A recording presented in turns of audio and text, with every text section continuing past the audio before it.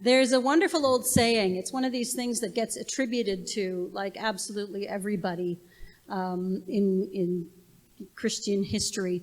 Probably never know who actually said it first, but the saying is, preach the gospel and when necessary, use words. I love that saying.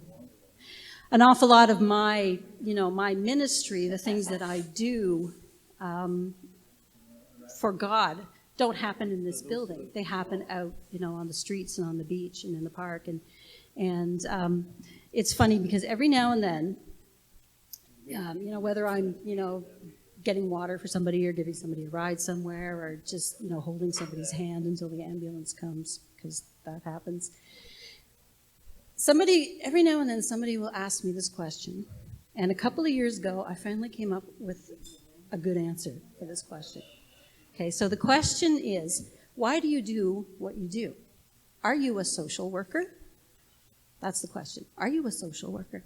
And I discovered a couple of years ago that the absolute best, awesome answer for that question is, no, I'm not a social worker.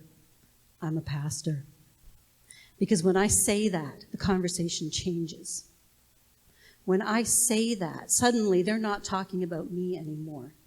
And the conversation can go one of two ways. It can either turn into, oh, look, what a pretty bird, because they just don't want to talk about religion.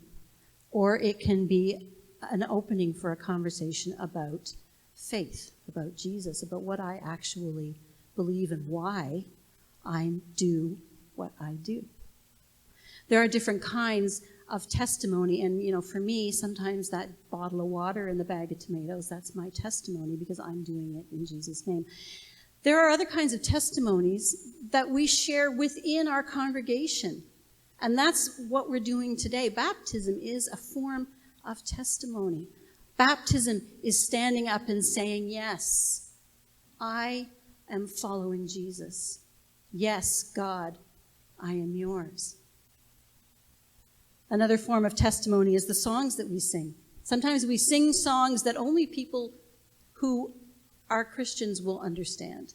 We'll only understand how we can sing these songs and mean what we're saying, mean the words that are coming out of our mouth, because these are messages that we all understand and we share.